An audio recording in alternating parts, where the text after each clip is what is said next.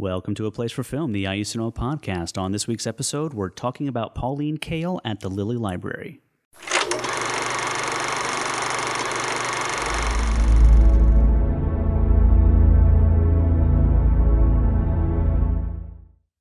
All right. Hello, everyone. Welcome to the show. My name is Andy Hunsucker, and I'm one of the hosts of the IU Cinema podcast. Still wearing the same clothes as last week, so Jason's still not here, but he's getting married, so he's doing better than most of us, I think. So we're here at the Lilly Library again with Craig Simpson, Manuscripts Archivist, and we've got a lot of really cool stuff again to look at. Thank you again so much for kind of curating this for us, Craig. So I teased it a little bit, but we've got some Pauline Kael stuff this week. Yeah. Now, Pauline Kael was a film critic known as both a great film critic and sort of a brutal film critic, I think. She was... You should probably talk about her because the two go together with Pauline. A little bit of background, on her. She was the film critic for The New Yorker from roughly 1968 to 1991. Before that, though, she was very much a late bloomer because before that, she grew up in California. She was part of the San Francisco Renaissance, cultural Renaissance. So she became very well versed, not just in movies, but I mean, she knew literature, poetry, opera, all kinds of music, you name it. So, which is very important for a film critic, because I think if you listen or read to a lot of critics today, all they know are movies, yes, and all they reference are other movies. But Kael, her writing was so good because she could allude to not just other movies, which she knew very well, but she could also talk about other aspects of the culture and how films related to the culture. So, she was great. She wrote this great kind of jazzy prose. Her big breakout review was for Bonnie and Clyde in 1967. She wrote, I think, like a 5,000-word defense. It might have been longer than that. Defense of Bonnie and Clyde. Early on, Bonnie and Clyde got very negative reviews. So she was one of the early, not the first critic, but she was one of the first critics to kind of step up and defend that film. She was very big in my favorite period of American cinema, the 1970s, because it was then that she came out for Martin Scorsese. There's a story that she walked into a screening of Mean Streets and another critic came out. She said, "How was it?" And the critic said, not much. So she went in, loved the film, wrote a big rave review about it, and really got Scorsese a lot of notice. Steven Spielberg, for the Sugarland Express, which was a big flop, she said Spielberg could go on to become the greatest entertainer of all time. That was for a flop 2 years before Jaws. And just a lot, Robert Altman, just a lot of film, a lot of great filmmakers she helped kind of make their mark. And then, of course, she would often turn on them later. Yes. And write a negative review and pan them, and then they would have falling outs. But we got her collection, I think, again, maybe 8 or 9, 10 years ago. This is one of my favorite collections in the entire Lilly. It has a lot of really great correspondence, for starters, and a lot of things associated with her reviews and her life. So this is a piece that we had on the audio version of this last year. Yes. Which I know, you being even bigger than me, I think, Wes Anderson. Wes Anderson is my favorite filmmaker of all time. And when I saw this, my eyes just lit up because this is... just the handwriting itself is enough to make me smile. This is a letter that he wrote to Pauline Kael, that Wes Anderson wrote to Pauline Kael right before Rushmore came out, I guess, asking her to see it and, really hoping that she would like it, because clearly he idolizes her. And his script is so amazing because it's so earnest, and you can tell so much about Wes Anderson just from this document, just the writing style, just how desperately he wants her approval. And the best thing about this is he included a Rushmore Academy patch This is, you should not let me touch this. This is dangerous. You might see like next winter, you might see it's emblazoned. Yes, on your you'll be very, you'll have to go back and check the collection. But this is just great. There's like you don't get to see this detail really in the film, but it's, you know, it's got a little bee on the background, and you know, and his phone number and address are on there. I doubt those are still his same phone number and address, but I won't show those to the camera. But just in case, again, dangerous. You should not let me have his phone number and address. As kind of an epilogue to this story, he went to where she lived on the East Coast, showed her the movie. When it was over, she said, "I don't know what you have here, Wes." She did not like it. And he ended up writing about the experience in the New Yorker. Yeah. Which is actually kind of controversial because some people thought that, well, Kael had Parkinson's, and some of her friends thought that he was being kind of cruel in discussing it. But she didn't really like his stuff at the time. I'm curious what she would think of Moonrise Kingdom, which I love. Yeah, I love Moonrise Kingdom as well. Yeah. It's let's talk about Moonrise Kingdom for a second, because we aren't going to get a chance to for a while. Yeah. I thought it was brilliant. He's always struck me in his live action stuff as kind of like a frustrated animator. Yeah.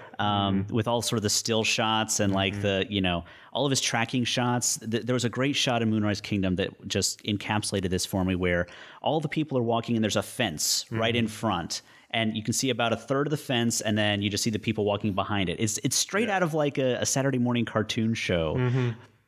But it's so great because he can do that. Yeah. You know, no one else can really do that. Yeah, it may be. I always said Royal Tenenbaums was my favorite Wes Anderson. Mine as well. I need to see this one again, but it's my favorite since Royal Tenenbaums, and it's just a beautiful film, and there's a lot of. I always think of kind of like Peanuts with him, like the comic strip panels. Yes. But there's a lot of tension in those panels because the rap on Wes Anderson from people who don't like him is he's kind of twee and passive, but his movies are kind of dark and sinister underneath. Well, yeah. I mean, we're talking about two preteens essentially who run away from home and start a romantic relationship. That's pretty controversial no matter how you cut it. Yeah. So and all of his films have that. I mean, I think probably the greatest sequence he's ever shot is in Royal Tenenbaums' Richie's suicide attempt, which is, I mean, it's really powerful stuff. And there's kind of a surreal burst of violence in this film that I won't give away, but that might be. I remember in the theater there was a gasp when it happened. But just a great film. Yeah. Just a beautiful film. Yeah. Okay, so some more correspondence from Kael. And this is what's great about Pauline Kael. She saved everything, apparently. Oh, yeah. Like this generation of filmmakers, we're not going to have this stuff because everything's going to be electronic. Yeah. You're going to be getting a disc with their email archive on it instead of all these really great documents. Yeah, unless they save their emails. That's true. Would be great. This is Kevin Bacon, which I just pulled as a laugh. And again, very sincere. And I'll let you hold this up, but it says, "Dear Ms. Kael, sorry you didn't find Footloose more enjoyable. I have the utmost respect for you and your opinions and will continue reading your reviews religiously. I hope you like the next one better." Yes. So he had that. So Footloose was really early on in his career. So did he just read the review and decide this was not like huge movie star Kevin Bacon. This was like, you know, on the cusp star Kevin Bacon. This was, you know, Footloose was the movie that sort of turned him into a star, but I don't know. That's amazing. That's really great. Well, the other letter in this folder is from before this, which was she loved Diner, which Kevin Bacon was in. So he says, "I have always respected your opinions. It was a great thrill for me to meet you and to hear and read that you enjoyed Diner." So, so he probably was upset that he didn't like his but it just goes to show you how many, I mean, what film critic besides maybe Roger Ebert would get letters like that from people starring and directing movies, you know? I don't, maybe a couple of big names like Kenneth Turan, maybe, but how many film critics actually, how many artists crave, you know, how many film critics sort of inspire that kind of affection from the artist where it's like, I need that person to approve of me or my career's not complete. She was, well, this is one thing that made her controversial. I should say too, a plug for Brian Kello's Kael biography called Pauline Kael, A Life in the Dark, where he used many of our sources in this collection. It's a really good book. Yeah. And he talks about that, yeah, she had no qualms, which is kind of what made her controversial. She had no qualms with kind of becoming friends with a lot of these filmmakers, which is why then they had these ugly falling outs. Like with Woody Allen, she was really tight with early on. Then when she turned on him, or as he saw it, I think it affected them more than it did her. But she had such a strong voice that they would their feelings would get really hurt, and many of them would never talk to her again. Wow. There's a great story about John Cassavetes. She didn't like any Cassavetes. I know you didn't like Women Under the Influence. I haven't seen any others, but she would have bonded with you on that. And there's a great story that I think is in the book, and I've read elsewhere, where they came out of a movie, and Kael was very small, about 5 feet tall, and Cassavetes picked her up and lifted her over a rain puddle, or a puddle, as Peter Falk and Big Gazar are laughing. She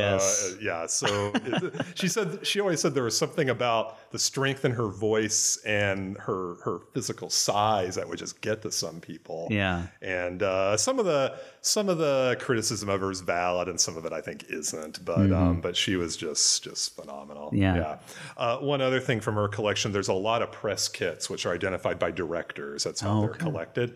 A lot of Spielberg. This is a great press kit of Close Encounters of the Third Kind, which she loved. Yeah. She loved all the early Spielberg until about Color Purple, I think. A lot of press clippings popping out of here. A lot of press clippings. And these are great, too.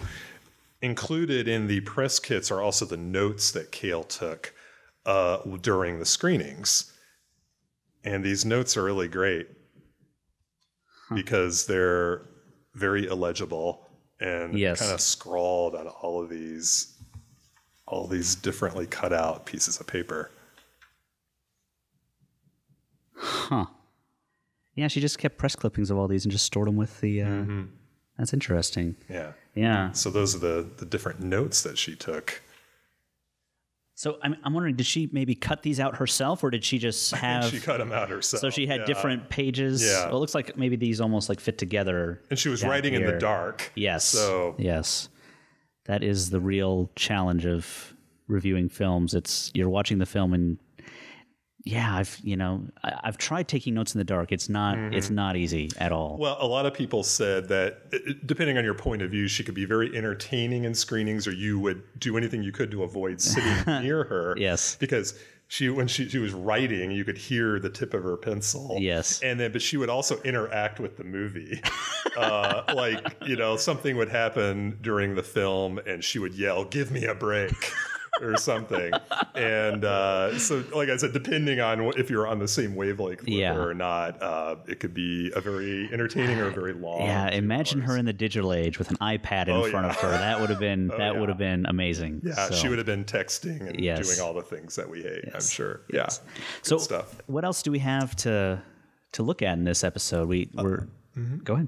Well, I want to pull kind of another little wild card collection we have that a lot of people don't know about, and I always forget about it, but it's the Mamet manuscripts, which David Mamet, yes. This is the only thing we have of David Mamet. Most of Mamet's stuff is at, I think, University of Texas.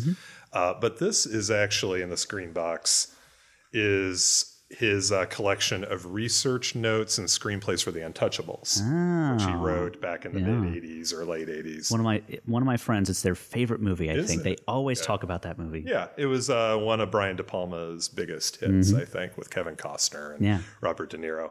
And I love this. People often ask, so what's the importance of manuscript collections? What's the value? This one here, if you'll indulge me for a moment, is great because it really kind of shows the arc of an artist's creative process. So like this very first folder has just his beginning of his research, like newspaper clippings and copies of newspaper clippings. These look like names of gangsters. There's an article on Elliot Ness. I think these might be obituaries. Or obituaries, yeah. Probably all the people sleeping with the fishes. Yes, exactly. And then the next folder, he starts getting more into writing notes for the movie. He writes here, what is the MacGuffin the capture of somebody, he says here. I can't read the writing. This one's a little dark. Venereal rate cut by closing red light areas. And he's got Elliot Ness's name circled in there, so he must have been following Ness's career, what he was accomplishing to sort of build the character. Right. So here's, like I said, the next step of the evolution of the story. Yeah. Just in big letters, a gangster story. And let's see. Then the script starts taking shape. I'll show a good example here. Oh, I love this. This is notes that he wrote. He wrote them on a manila envelope. Yeah. I wouldn't want to go hunting with him. Like lines of dialogue, Yeah. story ideas. And Yeah, this is really fascinating. this This stuff is really great. You know, when you're trying to create something, it's like, how do you keep all this stuff in your head? How do you remind yourself of that great idea you had? And this was his process. Yeah. Rackets must go. In something something car, it's cold. I don't know what that means, but seize this beer truck. This is great. I find this kind of reassuring. You know, you look at this and you think, okay, my creative process isn't so weird. Or these guys might It takes work. It doesn't just come naturally. Yeah, it just comes naturally. Let me find a good one here. Oh, yeah, this is really great. So this, you can see it taking shape even more. So he's got this outline with This kind transformation of Ness as a Chicagoan. Just a little note right there. The best way to get rid of a bad law is to enforce it. This is great. Just a lot of little notes here about. So I'm guessing these would have been notes he would have had tacked up to a board or something that he was sort of like mapping out the story. Yeah, probably. Yeah. So this is like, it's almost like little tiny little script pages here. I know the first scene, or one of the first scenes in the movie where the little girl is killed with the bomb. Yes. The guy leaves the bomb in the whatever, I forget, whatever store he's in, and she picks it up. That comes kind of early. Yeah. I know here. And then you start getting to the actual, it's okay. Starts getting to the actual screenplay here. So Untouchables, April 1986. So the whole story just starts to take shape. Yeah. Yeah.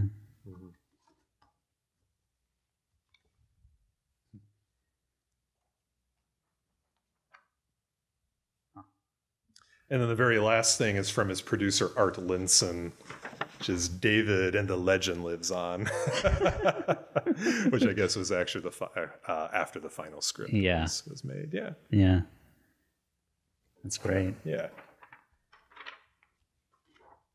So that's just kind of an example of a nice kind of small collection that we have. And the other thing I brought for today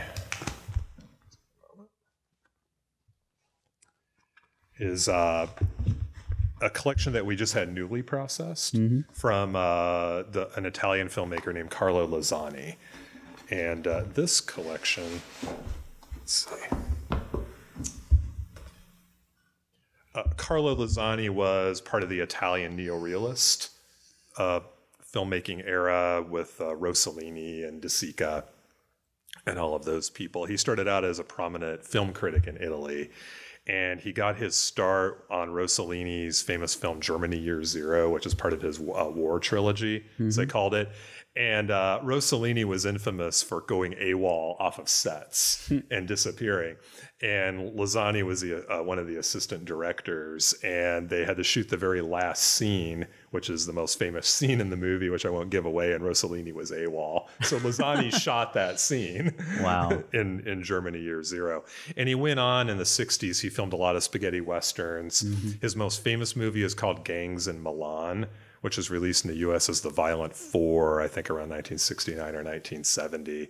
kind of a docudrama style gangster film. And so these are just some awards, some examples of other materials that we have here. This is a plaque he got. I don't know if you can see that or the reflection of it. That's a plaque that he got from Italy, from the Roma Festival. Yeah. And also like, oh yeah, and just stand up. Yeah, yeah. And this here is actually his Oscar nomination. His one Oscar nomination he got for Best Story for a movie called Bitter Rice, which he didn't direct. I don't remember who directed that one, but that was in 1950. So you can show that if you like. So I didn't realize they gave anything for an Oscar either. nomination. Apparently they do. So there's a lot of missing documents out there that we haven't seen yet. There's hundreds of them. Yeah. I don't know if they still do this, but they might. Who knows? Well, yeah, that's very cool. Yeah. All right. Well, I think we'll get out of here on that note. Thank you guys again very much for watching. We've got another week of Lilly coverage, and there's some good stuff coming up. And thank you guys for listening. Thanks to Craig again for curating this. My name is Andy. This has been, and always will be, A Place for Film. A Place for Film is recorded at WFIU Studios in Bloomington, Indiana.